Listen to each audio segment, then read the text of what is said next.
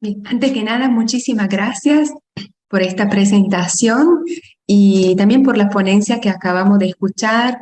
Yo no pude estar tanto presente en estos días, en el momento, pero pude después ver la grabación en YouTube. Así que también nuestra reflexión me parece que puede contribuir, quedarse como enriquecida realmente por este seminario. Y empiezo agradeciendo a la doctora Oralde Ramos, que nos invitó a participar en este seminario, y la doctora Julieta Aydar, que generó muy generosamente este contacto académico. Así que aprovecho también para saludar la doctora Aydar. Nuestra ponencia, Cultura Visual, Relación Persona-Máquina y Mundo Real e Imaginario, reflexiones acerca de la guerra jugada, nace en el corazón de un proyecto de investigación que se titula Experiencias digitales, subjetividades, arte y cultura contemporánea. Este proyecto quiso ser un trabajo esperemos que haya sido así, un trabajo interdisciplinar. Y entonces yo lo que voy a leer ahora es la reflexión mía del doctor Pablo Molina y del doctor Valdir Sánchez Ortiz, que expuso ayer. De hecho, nuestra contribución en las actas va a ser una contribución de coautoría, 3 autores, y se posiciona esta ponencia justamente como una línea de continuidad con lo que contó ayer el doctor Sánchez Ortiz. Y nuestra pregunta de investigación que nos impulsaron cuando empezamos el proyecto podrían resumirse como las siguientes preguntas. ¿Será que el Homo sapiens ya es una categoría taxonómica obsoleta para definir la humanidad? Vivimos en un mundo digital imagocéntrico donde la membrana entre lo real y lo imaginario se vuelve cada vez más sutil. Estamos desarrollando nuevas formas de microniano entumecimiento. Voy a ofrecer una breve como panorámica teórica de estas 3 preguntas, estas 3 preguntas teóricas, y después el doctor Pablo Molina Humadas nos ofrecerá un caso de estudio sobre el videojuego, que sabemos también por su peso de la industria misma del videojuego, tiene una relación muy estrecha con el mundo del arte. Voy a leer entonces la ponencia. La tecnología ha sacado a la luz, antes con los medios masivos de comunicación centralizada y después con la revolución digital y la descentralización y ramificación de los flujos comunicativos, el inextricable vínculo transcultural entre personas.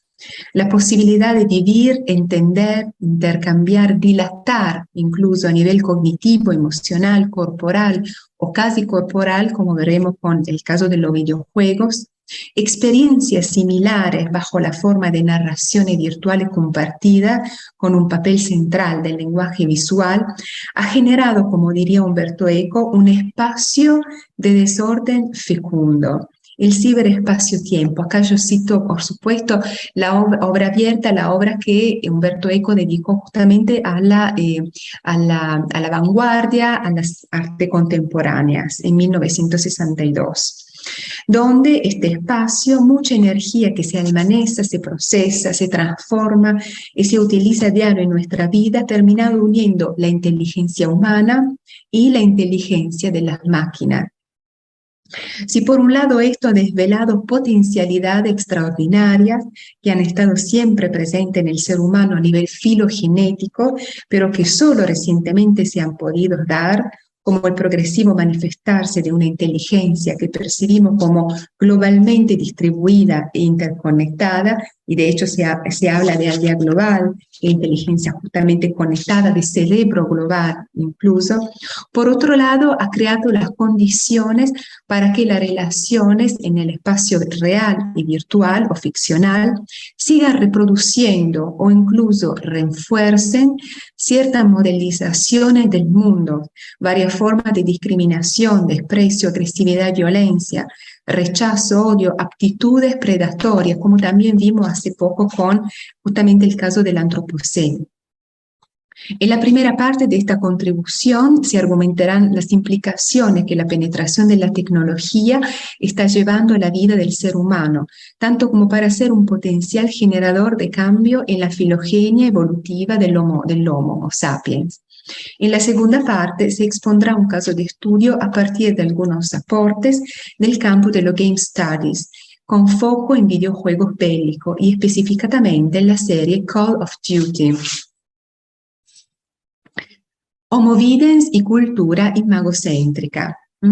Tomando como inspiración el concepto de homovidens di Giovanni Sartori, un concepto de 1997, hemos reflexionado sobre la hipótesis que la evolución cultural, debido al dispararse a la explosión, para usar un término lotmaniano de la semiótica de la cultura, debido entonces a la explosión de los progresos tecnológicos recientes en el ámbito de la ingeniería computacional, la ingeniería genética, la biomedicina, etc., podría tener un impacto sobre la filogenia del ser humano. Con este concepto, Sartori, de hecho, quisiera señalar que la humanidad se encontraba en una revolución que transformaría, en cierta medida, algunos elementos cognitivos y posiblemente emocionales y pragmáticos del Homo sapiens, dando como resultado la sustitución de la palabra escrita con la imagen. A pesar de que el sociólogo y politólogo italiano se refería puntualmente al medio televisivo, en general al universo de los medios masivos, nos pareció que homovidens pudiera ser un concepto hasta el día de hoy productivo para enmarcar el actual, cito Marcel Danesi, antropólogo y semiólogo, el actual ascenso de la comunicación visual e icónica en los medios digitales. Esto da de pie a la posibilidad del origen de una nueva forma de pensar y comunicar que hoy en día, con el proceso de digitalización fomentado por la TIC, la tecnología de la información y la comunicación, y la malla en el sentido en inglés de mesh, la malla del tejido de Internet, parece tener una confirmación en el concepto de semiósfera imagocéntrica, un espacio global donde los constructos visuales dejan su papel periférico, o nuevamente, para usar la terminología de Yuri Lohmann, de ser en un cierto sentido un sistema de modelización secundario, y al convertirse en punto de partida cognitivo para la interpretación del significado, modelizan nuestra interpretación y comprensión de la realidad. Cito Stöckl, pero acá en la exacta haremos referencia también en los trabajos de Lev Manovich. Con una cierta antelación, la idea de homovidens ha puesto de manifiesto que la tecnología que se canaliza la creación y el proceso de cambio en las imágenes tiene un efecto importante en la vida humana, por lo menos en el siguiente aspecto: la aparición de una nueva categoría taxonómica que hace suponer un ser humano no acabado totalmente, en el sentido evolutivo. Acá, después de escuchar las contribuciones de hace una hora, pensé, claro, no reflexionamos sobre la relación con el concepto de antropocentrismo, que sería algo que por supuesto se vincula a este cambio del cambio taxonómico para definir el ser humano. Y además ha mostrado que existe un proceso de constante cambio en la humanidad, la cual cada vez aumenta su complejidad al ir integrando otros elementos de corte material y no vivos que están alejados de los demás organismos biológicos de manera directa. Esto es uno de los factores que potencian en gran medida la evolución cultural, la cual se hace mucho más amplia y transgresora en el sentido de modificar la evolución biológica del ser humano. A esto se añade el segundo fenómeno, antes mencionado, que se vincula estrechamente al concepto de semiósfera imagocéntrica, es decir, el concepto de ciberespacio-tiempo, el SET. Tomamos acá las palabras de Nicolescu, un autor que nos hizo descubrir justamente la profesora, doctora Julieta Ayder. Aquel tejido, este SET, aquel tejido cibernético que está envolviendo, cito Nicolescu, está envolviendo toda la Tierra y que permite la experiencia colectivamente vivida de un nuevo tipo de navegación, una navegación en la entraña de la naturaleza en interacción con nosotros mismos. El set tiene una relación muy estrecha con el ascenso de la cultura visual porque se basa en un lenguaje, el de la matemática, que, cito Nicolescu, comenzando con la codificación fundamental 0,1 y terminando con ecuaciones matemáticas cada vez más elaboradas, se convierte en el germen de una infinidad de imágenes, de las cuales la mayoría no corresponde con el mundo natural. Entonces se hace posible una verdadera transformación real-imaginaria, donde el imaginario se convierte en real, el real se proyecta en un imaginario, en una dinámica circular. Y él, con mucha antelación, 1996, el Manifiesto de la Transdisciplinariedad, propone como ejemplo emblemático la transformación de la sustitución del dinero material por la moneda informática, la que hoy llamamos la criptomoneda, que efectivamente incluso se convirtió en un problema cotidiano. Lo que hace este ciberespacio-tiempo es permitir una inédita interacción entre términos aparentemente antinómicos, según una lógica binaria, real, imaginario, concreto, abstracto, etc. Entonces, una relación antinómica donde los términos opuestos coexisten, alimentando un nuevo tipo de imaginario, cito Nicolescu, que afecta la percepción y que a su vez alimenta el imaginario. Este complejo es parte detonante de la transformación constante del mundo y de nosotros con respecto a cómo lo entendemos, a quienes somos y a cómo nos percibimos. Hoy la tecnología y el imaginario humano están convergiendo hacia una concepción de ser humano informatizado e incluso mejorado a través de estructuras robotizadas y cibernetizadas. Son imágenes reales e imaginarias, para retomar la terminología de Nicolescu, que apuntan a romper con los límites impuestos por la anatomía propia del ser humano y su condición perecedera, sujeta a las limitaciones físicas de tipo cinético, sensorial, etc., las enfermedades e incluso la muerte. Lo veremos con el ejemplo del videojuego. Y la pregunta entonces es ¿qué busca el yo contemporáneo? Acá lo hemos intitulado este apartado una subjetividad en búsqueda de nuevo significado, unicidad o extensión. Y voy terminando esta primera parte. Una de las principales características de la visualidad es la de ser más universal que las formas alfabéticas de escritura. Acá en particular hago referencia a Danesi, dando en otra palabra la impresión de simplificar el arduo trabajo de negociación de significados en las relaciones interpersonales, cuya complejidad es tanto mayor cuanto más involucra personas separadas por la barrera lingüístico-cultural. Además, la visualidad parece agilizar la mutua comprensión a nivel emocional, ya que media con extrema fluidez los estados afectivos. Y esto es aún más pronunciado en la esfera digital. Yo pienso, por ejemplo, en los trabajos de Michelle Zapaviña, una teórica, una semióloga australiana que ha trabajado sobre justamente la estructuración de los públicos afectivos en las redes, y ella subraya justamente cómo Instagram, en particular Twitter, logran proporcionar un espacio para palabras, conceptos, en las cuales no hace falta ni siquiera como un enunciado verbal complejo, son palabras, conceptos que generan una multitud de imágenes mentales virtuales y hacen que las personas se coagulen en torno a los valores, generando así una comunión masiva de sentimientos.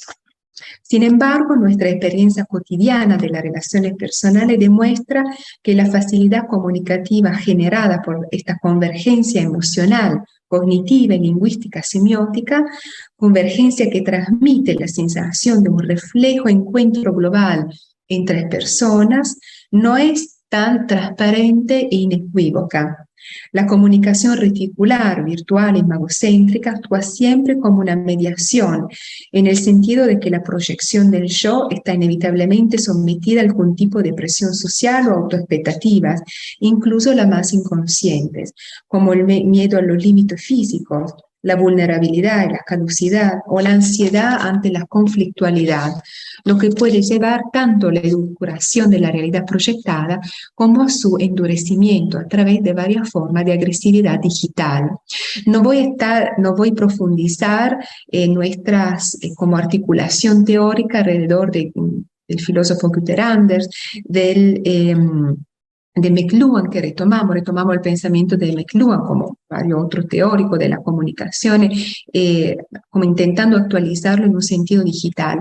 Lo que quiero subrayar aquí es que esta inmersión de la semiósfera imagocéntrica pone de relieve la necesidad del ser humano de, en un cierto sentido, preguntarse sobre su aparente, quizá o no, unicidad y su necesidad de extender a sí mismo en este espacio comunitario. La tecnología choca con el problema de la unicidad, que es una de las grandes cuestiones del tiempo presente, puesto que el ambiente digital la enfatiza, el instante único y irrepetible de la breaking news, la foto viralizada en el acto, los momentos catárticos implícitos en la narrativa de los videojuegos, etc., moviéndose en realidad a través de la repetición, la multiplicación y la persistencia o la trazabilidad. El hecho de que hoy el ser humano pueda amplificarse en el espacio y en el tiempo lleva a dos consecuencias.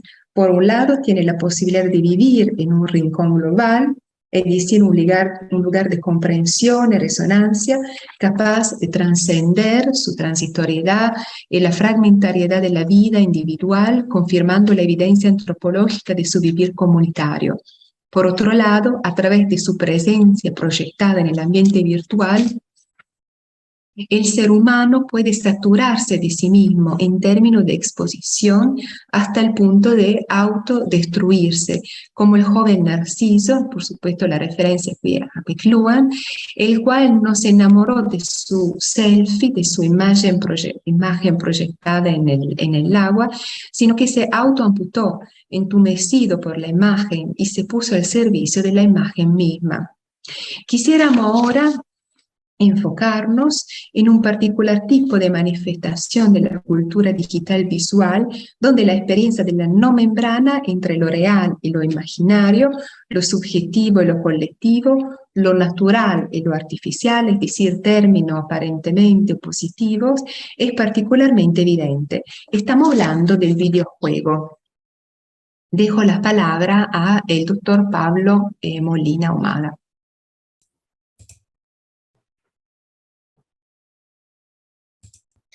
Bueno, buenas tardes. Muchas gracias nuevamente a la doctora María Teresa Olalde Ramos por la invitación. Bueno, retomo entonces la línea argumentativa que viene trayendo Laura en este artículo que elaboramos, y lo que interesa ahora es proponer entonces al videojuego como un potente dispositivo, como uno de los dispositivos más interesantes y curiosos del mundo real, de modelización o de configuración de estos mundos real imaginarios, desde donde proceden algunas de estas imágenes con impacto en los imaginarios actuales que no están en esos videojuegos. ¿Qué es el videojuego? El videojuego es un objeto de relevancia tanto en lo económico como un importante mecanismo buffer o de traducción, diría Lotman, es decir, un dispositivo semiótico que canaliza el acceso al mundo digital. Su efecto en la cultura es tan fuerte que ha reconfigurado no solamente el sistema de textos del entretenimiento, superando en ese sentido en ganancias a la industria cinematográfica y aportándole herramientas de animación y modelización virtual, sino también ofreciendo una perspectiva inédita de comprensión del ciberespacio-tiempo. Otro de los efectos fundamentales del videojuego es la posibilidad de conectar niveles de realidad, como el nivel anatómico funcional del cuerpo, el económico, el social, con niveles de percepción como el visual, el neurotransmisor, el sensorial, el complejo emotivo, como mencionaba recién Laura, y también sentimental, a través de procedimientos, y esto es lo particular, de procedimientos que son puramente informáticos, es decir, que son programados, son efecto de un programa informático mediante interfaces específicas para la comunicación humano-máquina. El videojuego es un tipo de programa informático en términos semióticos, se trata de un texto complejo, así lo pensamos junto a Laura y Valdir, codificado con el objetivo de generar formas inéditas de experiencia en ámbitos que son virtuales y que son puestos a disposición de los usuarios y las usuarias para la experimentación. Ámbitos que muchas veces compartimos con otras personas en el ciberespacio-tiempo. Siguiente, Lau. Abordaremos entonces la trilogía de videojuegos bélicos, de disparo en primera persona, Call of Duty, con capítulos publicados sucesivamente en los años 2007, 2009 y 2011, para mostrar con este ejemplo, uno entre tantos videojuegos bélicos, de qué modo estos artefactos digitales producen modelizaciones de mundo a través del juego, y en particular qué características tienen esos mundos luego de los atentados de las Torres Gemelas en el año 2001. Interesa también entender la dimensión emotiva mediada por tecnologías que operen estos artefactos y de qué manera el videojuego podría convertirse en un dispositivo afectivo y también efectivo para una política de las emociones. Siguiente diapo, Lau. La franquicia Call of Duty es una de las más vendidas en todo el mundo. Ocupó, por ejemplo, en el año 2020, 2 de los 10 puestos de títulos que más recaudaron.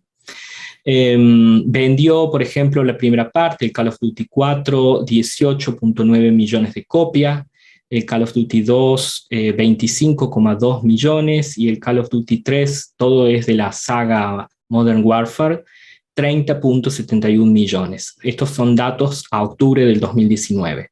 Si sumamos a esas ventas legales las copias ilegales descargadas de los servidores torrent, según el sitio Torrent Freak, el número resultante es considerable: 830.000 para la primera entrega, 4.1 millones de descargas para la segunda, y siendo el juego más pirateado incluso de ese año, y 3.65 millones de descargas para la tercera parte, segundo juego más pirateado de ese año.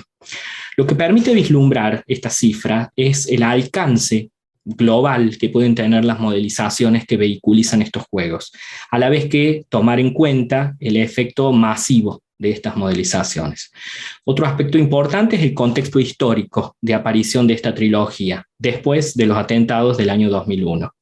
La declaración de guerra al terrorismo por parte de Estados Unidos significó transformaciones fundamentales en la comprensión de la guerra, que se convirtió en una actividad permanente contra un enemigo invisible en un campo de batalla planetario. Siguiente diapositiva.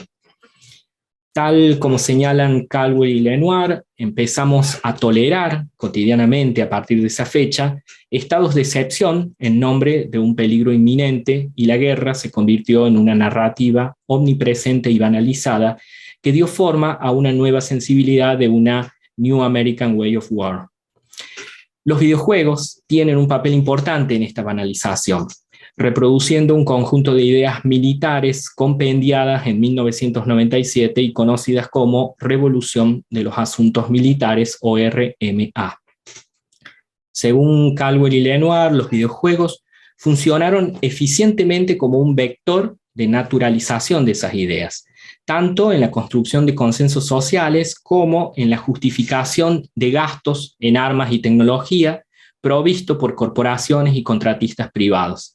La RMA concibe a la guerra como una solución eficiente a múltiples problemas, pero requiere, para ser efectiva, la asistencia tecnológica. Según la RMA, la victoria está garantizada para el bando que tenga supremacía de tecnologías de comunicación e información aplicada al campo de batalla, dando a entender que la eficiencia tecnológica hace simple y fácil la guerra. A partir del concepto de premediación que propone el estudioso de los New Media Richard Grusin, Caldwell y Lenoir afirman que entonces los videojuegos son efectivos porque logran inmunizarnos frente a lo excepcional, exponiéndonos a escenarios virtuales que predisponen a aceptar naturalmente esas amenazas y van constituyendo una especie de inconsciente afectivo. La visión de la RMA impregna en muchos aspectos la trilogía Call of Duty. Siguiente diapo, Lau. Por ejemplo, en la referencia a ejércitos reducidos de combatientes de élite. También en la integración de recursos tecnológicos y televigilancia en el campo de batalla. También en la aspiración doctrinaria militar a lograr una dominancia de espectro total. Este es un concepto de la RMA, que fue el objetivo que en el año 2000 se plantearon las Fuerzas Armadas de Estados Unidos, y según la cual, según esta doctrina, se hace necesario contar con una fuerza militar que sea persuasiva en tiempos de paz y decisiva en tiempos de guerra, operando en todos los frentes, con todos los medios a disposición y en todos los ámbitos a su alcance para garantizar la victoria. A esto se suma, para el caso de este videojuego, la mixtura con una narrativa épica moldeada previamente por la cinematografía bélica hollywoodense. La cultura digital imagocéntrica que describió Laura en la primera parte de esta exposición logra, a través de juegos como Call of Duty, producir una introducción de esa doctrina, una traducción persuasiva, podríamos decir, por efecto de la inmersión y la interactividad con ese mundo virtual que propone el videojuego. Las modelizaciones de rechazo, odio y violencia hacia el enemigo que presenta esta trilogía se apoya en recursos que son comunes también a otros videojuegos del género que me gustaría analizar muy brevemente. Siguiente diapo, Lau. Uno de los elementos es adoptar un punto de mira cenital y alternarlo con un punto de mira en primera persona. El manejo del punto de vista narrativo y el cambio de focalización desde lo cenital hacia la primera persona. Tras una cinemática de apertura, el juego, las tres partes del juego, se inicia con una conversación distendida entre soldados de fuerzas especiales británicas acerca de la situación geopolítica del mundo, acompañada por un recorrido planetario de imágenes satelitales en una pantalla y se detienen brevemente en una zona de Medio Oriente. Modern Warfare, estos videojuegos, permiten comandar acciones de personajes también que forman parte del campo de batalla, en primera persona. Siguiente diapo, Lau. Que por lo general forman parte de tropas especiales o del Reino Unido o de Estados Unidos o de algún ejército de la OTAN. Lo llamativo es que los pasajes cinemáticos del juego que rompen el uso de la primera persona, como el que acabamos de describir, son escenas por lo general de televigilancia global, como imágenes captadas por los satélites de espías. El cambio de escala y la alternancia entre la primera persona y la mirada satelital es una constante de la trilogía y representa con precisión la complementariedad entre la percepción del campo de batalla y la información tecnológica por encima de él. Si bien esta alternancia escapa a veces a la voluntad de quien juega, porque está ligado a la narrativa del juego, a veces se presenta como opción para resolver determinada situación en una misión. Por ejemplo, en una misión de la segunda entrega de este videojuego tenemos que comandar a un dron Predator y para comandar un ataque aéreo contra enemigos que nos superan en número. En otra misión nos colocan en un avión AC-130 que vuela a 1828 metros de altura, en donde tenemos que aprender a manejar diferentes armas de diferente calibre para proteger la retirada de un equipo aliado. Los comentarios dentro de ese avión que podemos escuchar en el audio del juego, como por ejemplo, buena muerte, boom, le has dado, bien, lo he visto volar en pedacitos, junto a la visión del campo de batalla modificada por los filtros de escaneo infrarrojo o visión nocturna, convierten todo este capítulo en una réplica de la experiencia de alguien que mata sin siquiera pisar el campo de batalla. Siguiente diapo. Esta situación plantea muchos problemas a la filosofía y al derecho de la guerra, pues al sustraer el cuerpo del combatiente y convertirlo en inalcanzable para el arma del enemigo, altera el principio de reciprocidad de la guerra, es decir, la posibilidad de que cualquier bando mate o sea matado mediante el alcance de sus armas. En este sentido, la guerra telecomandada y el ataque con drones modifican la comprensión de lo que es la guerra, visión que videojuegos como Call of Duty naturalizan sin problema. Hay otro elemento que resulta revelador en estas escenas de alternancia cenital y de primera persona, que es el permanente trasfondo de comunicaciones de radio, como un escenario de inteligencia polifónica mediada por tecnología que vincula el casco de quien lucha con el habitáculo de un general que comanda. O, por ejemplo, la cápsula desde donde se comandan los drones. Es decir, frente a todas estas voces que hay en el campo de batalla, la única voz que no se escucha es la de quien está jugando. Otro aspecto tiene que ver con la sinécdoque y la hipérbole del arma. Un segundo elemento que ofrece la trilogía es la traducción semiótica de quien juega a partir del arma que empuña. Somos el arma que empuñamos. Tal como señala Justo Navarro en un libro del 2017, El videojugador, el género de disparo en primera persona se caracteriza por esta traducción retórica de la primera persona en un personaje que es herramienta del arma. El arma, dice Navarro, no es una prolongación del cuerpo, sino que nosotros somos prolongación del arma. A esta sinécdoque que reemplaza a la persona por su arma le sigue la lógica hiperbolizada de tener que poseer el arma más potente para garantizar la victoria. Las relaciones profundas que vinculan a la RMA con el juego se materializan concretamente en relaciones de programadores con fabricantes y expertos en armas. ¿Para qué? Para obtener datos precisos de cuáles son los modelos disponibles en el mercado, para modelizar de un modo muy realista el uso, alcance y potencia de las armas que son usadas en el mundo del juego. Es decir, el resultado no es un campo de batalla, sino más bien una galería de tiro con todo un catálogo de armas a disposición. Siguiente diapo, Lau. Esto ocasiona que muchas misiones de la trilogía parezcan un recorrido por una galería desde un punto A hacia un punto B, donde se debe eliminar todos los obstáculos. Algunas misiones en particular hacen visible el modo en que esta lógica transfigura espacios sociales cotidianos, como por ejemplo una favela de Río de Janeiro, y las conviertan en una galería de tiro vaciadas de todo rastro civil y convertidas en una especie de zona de caza.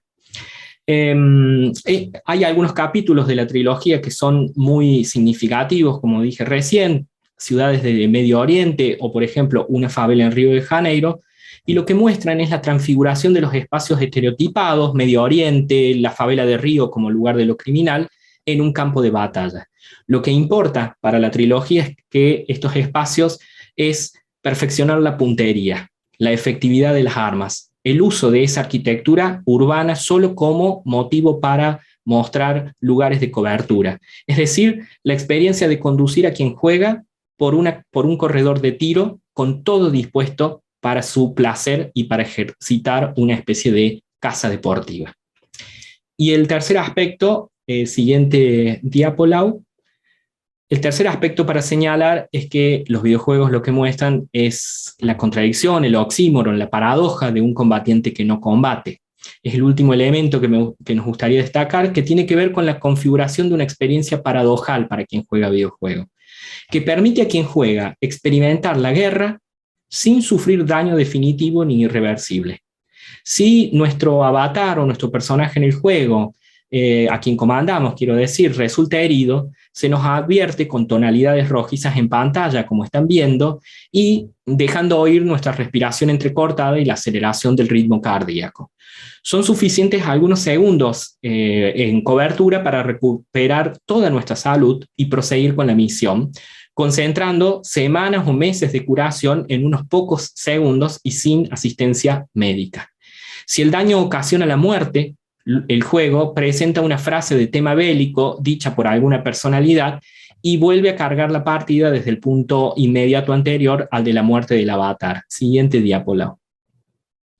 Esas son las frases que les comentaba recién que aparecen cuando muere nuestro personaje, ¿no? Son como frases instructivas que muestra el juego y vuelve a cargar desde el punto en donde murió el personaje. Es decir, que el contrato ficcional del juego garantiza que una muerte nunca es definitiva y que todo daño es completamente reversible, con lo cual se conforma la paradoja del combatiente que no combate, que aproxima la modelización de la guerra a una experiencia de turismo. Si pensamos que la doctrina militar de la RMA se construye con el objetivo de minimizar las bajas del bando que ataca y usar eficientemente los recursos, cobra sentido entonces el modo en que estos videojuegos generan condiciones para que emociones de violencia y agresión propias de la guerra se traduzcan en vivencias confortables y ajenas a todo riesgo. Lo que subrayamos, y con esto voy terminando, es que esa paradoja del combatiente que no combate no se inventó en los videojuegos, sino que deriva de la lógica de la revolución de los asuntos militares, de la RMA, y en particular deriva de la práctica de ataque con drones y con ataques selectivos. Frente a esos ataques, anulada la posibilidad de defensa del otro bando, lo bélico se traduce en otra cosa. La guerra, todo lo asimétrica que se quiera, dice Chamoyó, se vuelve absolutamente unilateral. Eso que aún podía presentarse como un combate se convierte en un puro matadero. Lo que vemos en modelizaciones masivas y de alcance global, entonces, como el caso de Call of Duty, es una creciente alianza entre persona y máquina, una alianza que muta los vínculos entre los distintos niveles de realidad y los distintos niveles de percepción, al punto de alterar el complejo cognitivo emocional corporal vinculado a la guerra y vinculándolo también al placer del deporte, cuando no directamente al placer predatorio. En conclusión, la trilogía de videojuegos Call of Duty ha sido abordada no por una parte como un campo de exploración para pensar la relación persona-máquina. Nos hemos enfocado en la representación de la guerra y a través de este videojuego hemos visto cómo el dispositivo ficcional potencia esta visión persuasiva del mundo bélico. Este análisis nos sugiere que al ser mediatizadas por los videojuegos, algunas formas previas de modelización, como las del cine o incluso las de la literatura, encuentran nuevos recursos para modelizar escenarios afectivos y efectivos por su realismo y grado de detalle, pero también por lo confortable que resulta atravesarlos sin sufrir daño. El principal problema de esta vivencia de la experiencia bélica desde nuestra pantalla y en la comodidad de nuestro hogar es naturalizar una gradual insensibilidad ante la crudeza, la fatalidad y ante los eventos trágicos de la guerra, para enaltecerlos bajo el filtro de una épica interactiva e imagocentrada, individualmente experimentada, pero colectivamente proyectada en un escenario bélico que combina mucho de deporte y mucho de turismo. Muchas gracias por la escucha.